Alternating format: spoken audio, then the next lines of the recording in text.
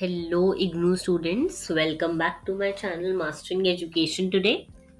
जैसे कि हम सबको पता है कल आप लोगों का MHI 106 यानी कि एवोल्यूशन ऑफ सोशल स्ट्रक्चर्स का एग्ज़ाम है। तो ये वीडियो आप लोगों के लिए है। जितने भी इम्पोर्टेंट टॉपिक्स हैं इस सब्जेक्ट के वो मैं सारे इस पीपीटी के थ्रू डिस्कस करने वाली हूँ। ये कुछ ऐसे टॉपिक्स हैं जो आप कल के एग्जाम के लिए नहीं छोड़ सकते। आपका 70 to 80% सिलेबस इस वीडियो के थ्रू कवर हो जाएगा और यहाँ मैं आपको रैपिड रिवीजन कराने वाली हूँ। जितने भी टॉपिक्स हैं हम उनको जल्दी जल्दी रिवाइज करेंगे और मैं कीवर्ड्स बताऊंगी जो आपको अपने आंसर्स में लिखने होंगे अगर ये टॉपिक से क्वेश्चन आता है। और मैं आपको एक और चीज़ बता दूं, ये टॉपिक मैंने पिछले 10 साल के पेपर को एनालाइज करके निकाले हैं, तो ये बहुत इंपॉर्टेंट टॉपिक्स हैं। आपको ये टॉपिक्स किसी भी हालत में करके जाने हैं। एग्जाम के पर्सपेक्टिव से ये सबसे इंपॉर्टेंट टॉपिक्स हैं। तो चलो स्टार्ट करते हैं। फर्स्ट टॉपिक आ जाता है understanding social structure in history, यानी कि सोशल स्ट्रक्चर क्या होता है हिस्ट्री के अकॉर्डिंग। अगर हम पुराने टाइम से स्टार्ट करके अभी तक पढ़ें तो कैसे हमारा सोशल स्ट्रक्चर चेंज हुआ, सोशल स्ट्रक्चर में आता क्या है। अगर हम सिंपल लैंग्वेज में समझें तो सोशल स्ट्रक्चर का मतलब होता है सोसाइटी का ओवरऑल सेटअप। जैसे लोग कैसे रहते हैं, कौन पावर में होता है, कौन कौन सा काम करता है और रूल्स कैसे काम करते हैं। हर चीज इस जो सोसाइटी में चीज अवेलेबल है उसके बारे में। जब हम इंडियन हिस्ट्री पढ़ते हैं तो हम ये समझने की कोशिश करते हैं कि कम्युनिटीज कैसे ऑर्गेनाइज्ड थी, रिसोर्सेज का डिस्ट्रीब्यूशन कैसे होता था और सोशल रोल टाइम के साथ कैसे चेंज हुए।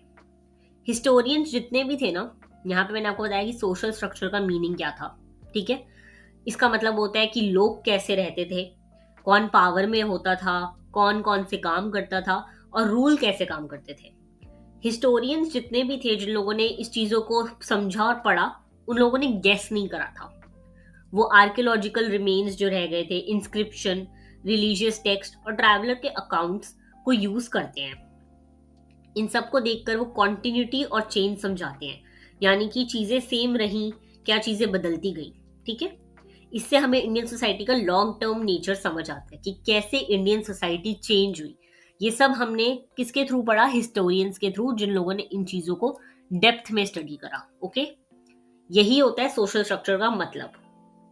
अगर आपको सोशल स्ट्रक्चर में क्वेश्चन आएगा तो आपको ये सारी चीजें मेंशन करनी है अपने आंसर। नेक्स्ट हम देख लेते हैं pre historic and proto historic social life. देखो, प्री हिस्टोरिक, सबसे पहले बात करते हैं प्री हिस्टोरिक, यानी कि हिस्ट्री जब से पढ़नी स्टार्ट हुई उसका सबसे पहले का पार्ट, पहले उससे क्या था। सबसे पहले बात करते हैं हंटर गैदरर सोसाइटी की। ठीक है, सबसे पहले सबसे ओल्ड जो सोसाइटी हमारी कही जाती है वो हंटर गैदरर सोसाइटी थी।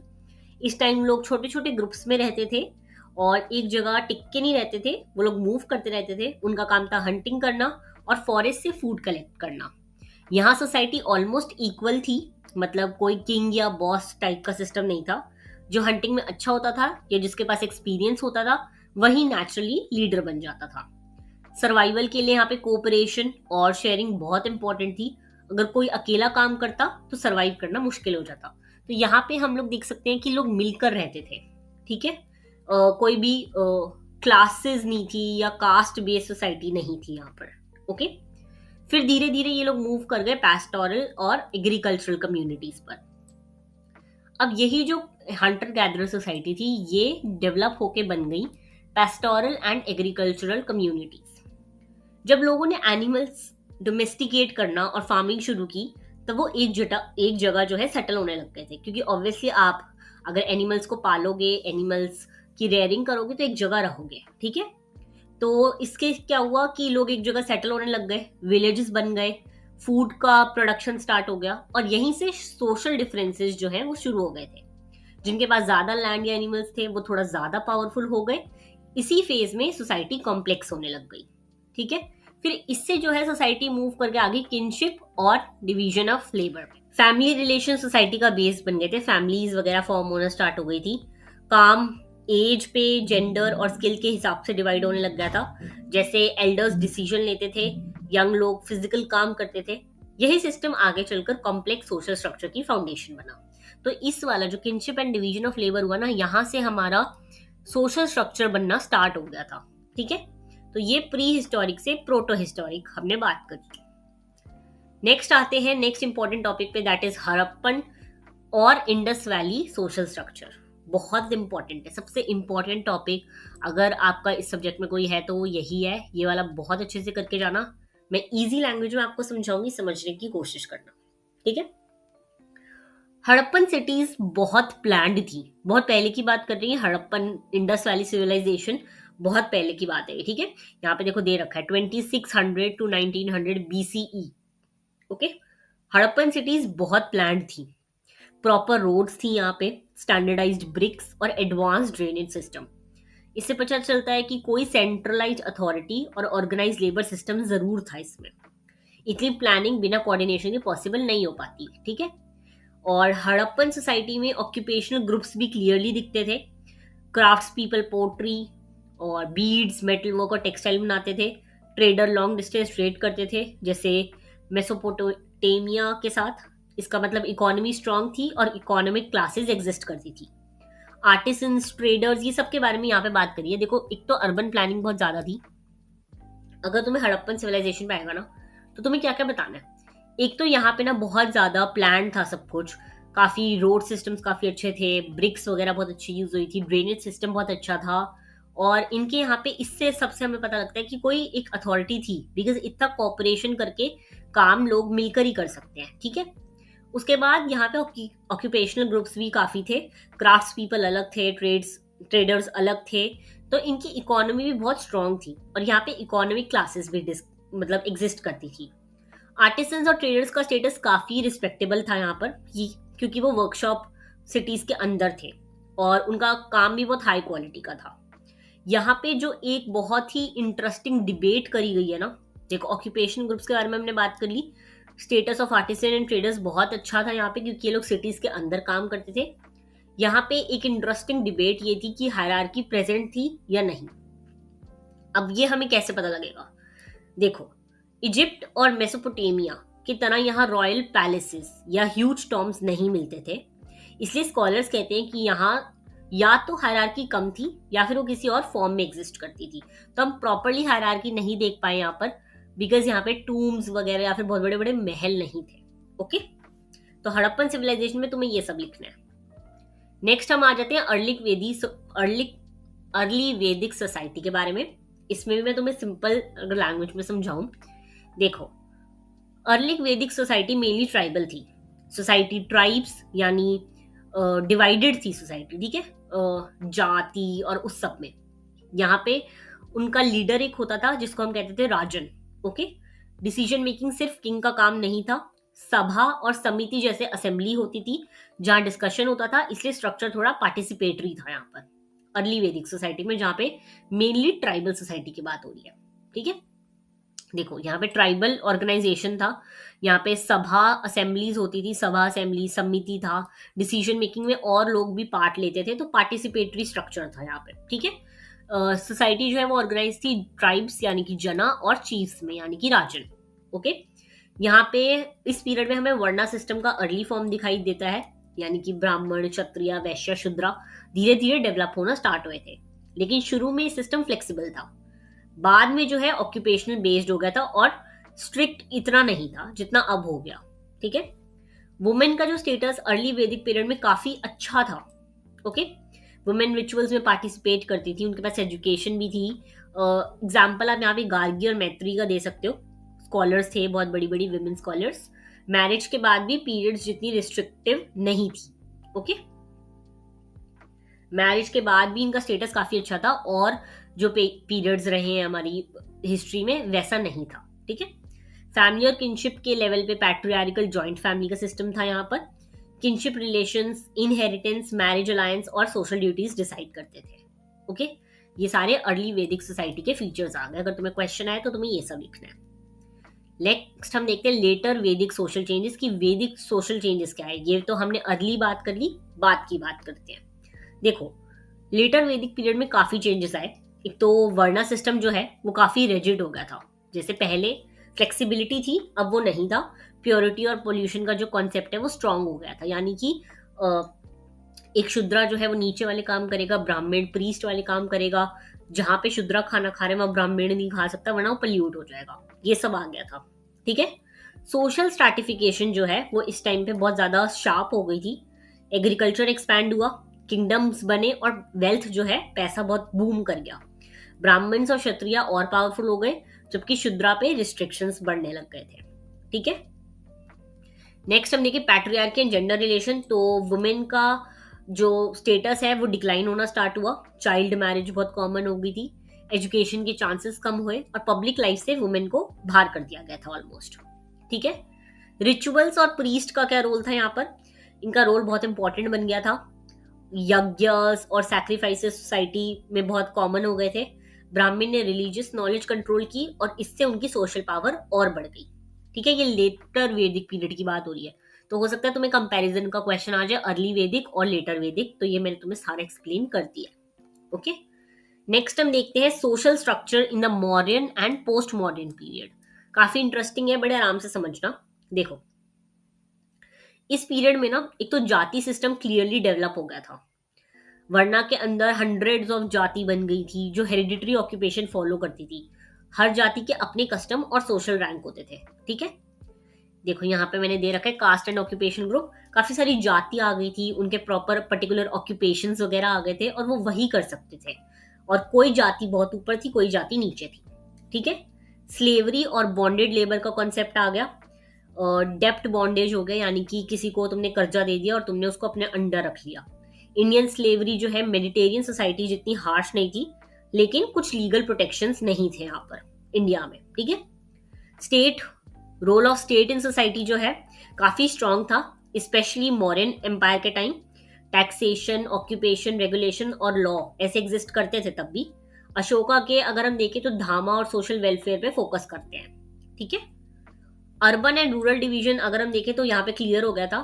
सिटीज जो है ट्रेड और एडमिनिस्ट्रेशन के सेंटर बने थे, जबकि विलेजेस ट्रेडिशनल एग्रीकल्चर पे बेस्ड थे। ओके,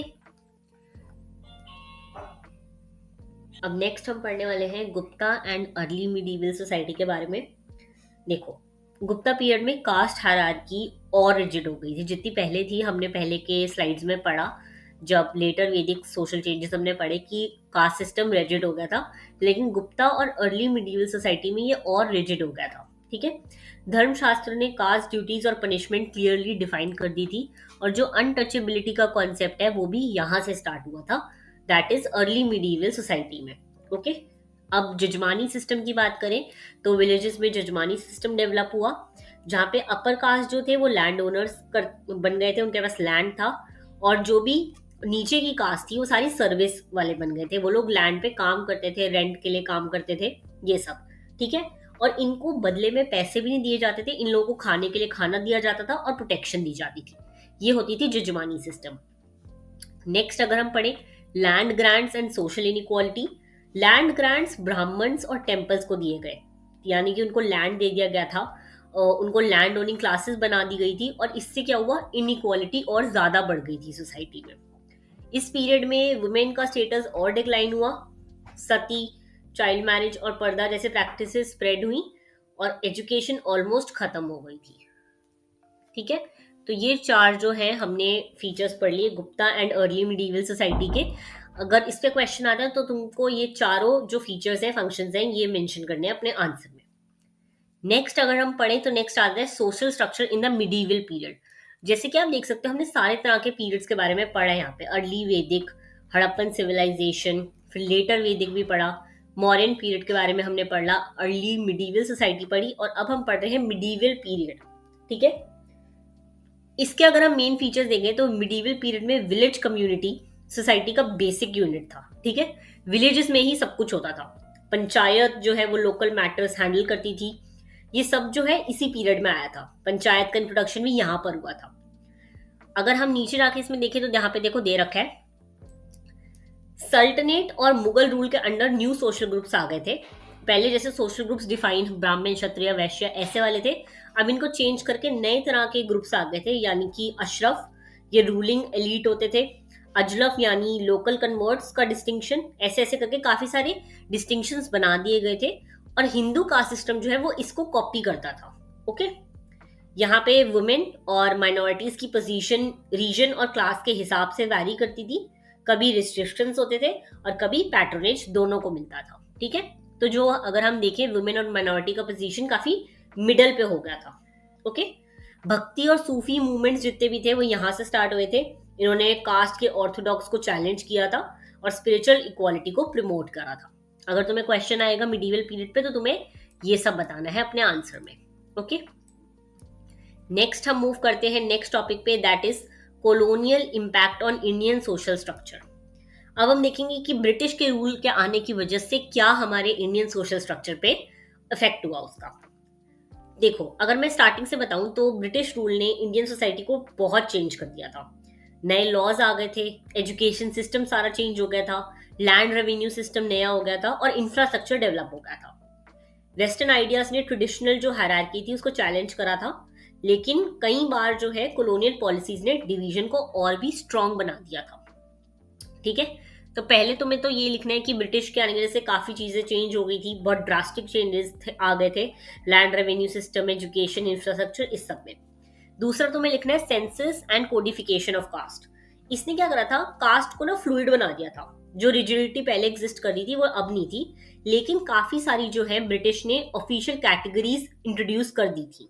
ओके, इस टाइम में न्यू सोशल क्लासेस भी बन गई थी काफी सारी, जैसे कि इंग्लिश जो थे उनको एजुकेटेड एलीट कहा जाता था, इंडस्ट्रियल वर्कर्स भी इसमें आते थे, प्लांटेशन लेबरर्स होते थे उससे नीचे, और उससे नीचे बुर्जुआजी क्लास होती थी। ठीक है, ये सब जो है यहाँ पे emergence of new social classes आ गई थी कॉलोनियल इम्पैक्ट में। बाकी तुम्हें सोशल रिफॉर्म मूवमेंट्स के बारे में भी इसी एरा में लिखना है। जो सोशल रिफॉर्म मूवमेंट्स हुए थे वो बेसिकली जो उसमें मेन लीडर्स थे वो थे राजा Ram Mohan Roy, Jyotiba Phule and B are Ambedkar. इन लोगों ने कास्ट डिस्क्रिमिनेशन, सती प्रथा और चाइल्ड मैरिज के अगेंस्ट जो है फाइट करके उनको अबॉलिश करवाया था। ओके, अब हम देखते हैं लॉन्ग टर्म चेंजेस एंड कॉन्टिन्यूटीज, यानी कि अगर एक हम कोई टॉपिक उठाएं तो उसमें प्रॉपर पहले से लेकर यानी कि प्री हिस्टोरिक से लेकर अब तक क्या चेंज आया है और क्या चीजें ऐसी हैं जो अभी भी कंटिन्यू कर रही हैं। सबसे पहले हम देखते हैं transformation of caste and class. आज भी आज के जमाने में अगर आप प्रेजेंट टाइम पे देखो तो कास्ट जो है एग्जिस्ट करती है, लेकिन उसके फॉर्म्स चेंज हो गए हैं। यानी कि हम लोग कॉन्स्टिट्यूशन में कास्ट के बारे में देखते हैं, रिजर्वेशन में, एजुकेशन में, अर्बनाइजेशन, इस सब में जो है मोबिलिटी के नए चांसेस आ गए हैं, लेकिन कास्ट का जो टॉपिक है वो अभी भी एग्जिस्ट करता है। अगर हम फैमिली स्ट्रक्चर की बात करें तो फैमिली स्ट्रक्चर में जॉइंट फैमिली से न्यूक्लियर फैमिली का शिफ्ट आ गया है। वुमेन की एजुकेशन और वर्कफोर्स पार्टिसिपेशन बढ़ गई है, लेकिन ट्रेडिशनल प्रैक्टिसेस और मॉडिफाई होके अभी भी एग्जिस्ट करती हैं। ओके, नेक्स्ट देखते हैं इंडिया की रीजनल डाइवर्सिटी हमेशा से रही है और आज भी वो एग्जिस्ट करती है, यानी कि north south, urban rural difference ये अभी भी क्लियरली हमें दिखते हैं। ओके, बाकी हम लेगेसी ऑफ हिस्टोरिकल स्ट्रक्चर्स देखें तो आज की इंडियन सोसाइटी पर हिस्ट्री का बहुत इम्पैक्ट है। इस हिस्ट्री को समझना हमें रिजर्वेशन, जेंडर इक्वालिटी और सोशल जस्टिस जैसे करंट डिबेट्स को समझने में हेल्प करता है। अब जितने भी मेजर टॉपिक्स थे MHI 106 के वो मैंने सारे यहाँ पे इस वीडियो के थ्रू आपसे डिस्कस कर लिए हैं। ये PPT मैं ग्रुप में भेज दूंगी, अगर आपको ग्रुप का लिंक चाहिए हो तो नीचे कमेंट कर देना PDF। All the very best for your exam tomorrow. मिलते हैं नेक्स्ट वीडियो में।